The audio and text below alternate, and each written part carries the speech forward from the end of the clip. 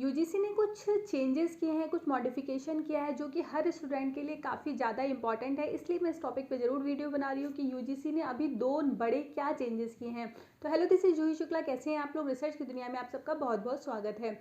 इस चैनल के माध्यम से मैं हायर एजुकेशन से रिलेटेड आपकी क्वेरी को सॉल्व करती हूँ। पीएचडी नोटिफिकेशन प्लस पीएचडी की सारी जो भी इम्पॉर्टेंट पॉइंट्स होते हैं वो मैं आपके साथ डिस्कस करती हूँ। प्लस आपके भी जो क्वेश्चंस आते हैं उनके ऊपर भी मैं पूरी कोशिश करती हूँ कि मैं वीडियोस बनाऊँ ताकि आपके लिए हेल्पफुल हो सके, जो आगे बच्चे स्टूडेंट्स हायर एजुकेशन में जाना चाहते हैं उनके लिए।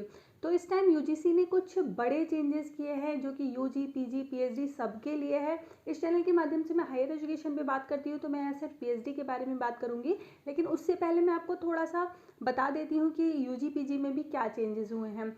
अगर यूजी पीजी में जो भी स्टूडेंट जो डायरेक्ट एडमिशन होता था वो कैंसिल किया जा सकता है। अभी जो भी नियम है ये 22 से 23 से लगेंगे, यानी कि अभी आप अगर एडमिशन ले रहे हो, चाहे वो यूजी में हो, चाहे वो पीजी में हो, चाहे पीएचडी में हो, तो आप ले सकते हो। लेकिन आगे पीएचडी एडमिशन में काफ़ी दिक्कतें आने वाली हैं अगर आपके पास नेट नहीं है तो। चलिए बात कर लेते हैं पूरी न्यूज़ क्या है, पूरी जो भी क्या क्या चेंजेस हुए हैं इसके बारे में हम डिस्कस कर लेते हैं।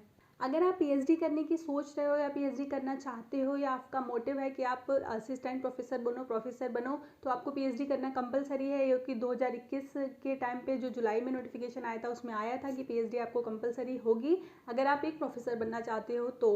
लेकिन अभी इन्होंने कुछ और मॉडिफिकेशन किया है, यानी कि आपका पीएचडी में एडमिशन तभी होगा जब आपके पास नेट का एग्ज़ाम आप क्लियर हो गए, यानी एनटीए जो आपका एग्ज़ाम लेता है, अगर आप नेट क्लियर हो तो आप ना पीएचडी के लिए अप्लाई कर सकते हो, यानी पीएचडी में एडमिशन ले सकते हो। अगर अभी तक जो मिनिमम एलिजिबिलिटी क्राइटेरिया था वो एमएस मतलब पोस्ट ग्रेजुएशन था, जिसमें आपके 55% और रिलैक्सेशन के साथ 50% के साथ आप अप्लाई कर लेते थे। लेकिन अब चेंजेस हो चुके हैं। अभी तो जो भी ये दिसंबर वाला सेशन आ रहा है, जनवरी वाला सेशन आ रहा है, जिसमें स्टूडेंट्स अप्लाई करेंगे और पीएचडी में एप्लीकेशन लेंगे, और मे भी जुलाई में भी जो जुलाई का सेशन होता है, जून जुलाई का, उसमें भी आपका एडमिशन हो सकता है डायरेक्ट, यानी कि आप एमएससी करके मतलब पोस्ट ग्रेजुएशन करके आप यूनिवर्सिटी का एग्ज़ाम क्लियर करके, इंटरव्यू क्लियर करके आप एडमिशन ले सकते हो। लेकिन सिर्फ मुझे लगता है कि ये इस सेशन में ही होगा। अगले सेशन में कुछ चेंजेस आ जाएंगे, यानी कि अगर आपके पास नेट नहीं है देन आप पीएचडी के लिए अप्लाई नहीं कर पाओगे, यानी कि आपको आपके पीजी के बाद आपको नेट की प्रिपरेशन करनी पड़ेगी, नेट का एग्ज़ाम निकालना पड़ेगा, उसके बाद ही आप पीएचडी के लिए अप्लाई कर सकते हो। मे बी आगे चेंजेस हो या ना हो वो अलग की बात है, लेकिन अभी जो भी यूजीसी के रूल्स आए हैं, यूजीसी वैसे अपने रूल्स को फॉलो करती है, ऐसा नहीं है कि उसने कह दिया और कुछ टाइम बाद चेंज हो गया, ऐसा नहीं होता है। तो यूजीसी ने जो ये नियम निकाले हैं कि आप नेट अगर आपका नहीं क्लियर है देन आप पीएचडी के लिए अप्लाई नहीं कर सकते हो। तो जो भी स्टूडेंट इस टाइम पीजी कर रहे हैं वो नेट की प्रिपरेशन करना स्टार्ट कर दें, ताकि लास्ट सेमेस्टर तक आते आते उनका पीजी कंप्लीट हो जाए, प्लस उनका नेट का एग्ज़ाम भी क्लियर हो जाए, ताकि उनका टाइम ख़राब ना हो और डायरेक्ट पीएचडी में एडमिशन हो जाए। ये हो गया पीएचडी वालों के लिए। लेकिन ये बहुत ज़्यादा इंपॉर्टेंट है, क्योंकि बहुत सारे बच्चों को निराशा भी होगी, बहुत सारे स्टूडेंट को परेशानी भी होगी, क्योंकि अभी तक अगर उन्होंने पीएचडी में एडमिशन नहीं लिया है और वो अगली साल लेना चाहते हैं तो उस केस में उनको प्रॉब्लम आ जाएगी। लेकिन अगर आप अभी के लिए अप्लाई कर रहे हो तो आप सेंट्रल में, चाहे स्टेट में, या किसी में भी, किसी भी यूनिवर्सिटी में आप एडमिशन ले सकते हो डायरेक्ट, यानी कि यूनिवर्सिटी का एग्ज़ाम देके, इंटरव्यू देके। लेकिन आगे टाइम में चेंजेस आने वाले हैं, इस चीज़ को आप ध्यान रखकर ही तैयारी कीजिए। ये चेंजेस शायद ज़रूरी भी थे, ताकि मिनिमम जो एलिजिबिलिटी क्राइटेरिया है वो नेट कर दिया जाए, क्योंकि आपको 30 नंबर का एपीआई स्कोर मिलता है अगर आप पीएचडी कंप्लीट कर लेते हो। तो बहुत सारी चीज़ें नहीं ठीक हो रही थी, इस वजह से मे बी यूजीसी ने सोचा होगा इसको चेंज किया जाए और मिनिमम जो हमारा एलिजिबिलिटी क्राइटेरिया है उसको नेट कर दिया जाए। तो जो स्टूडेंट तैयारी कर रहे हैं या जिनका नेट निकल चुका है तो उनके लिए तो बहुत ज़्यादा गुड न्यूज़ है।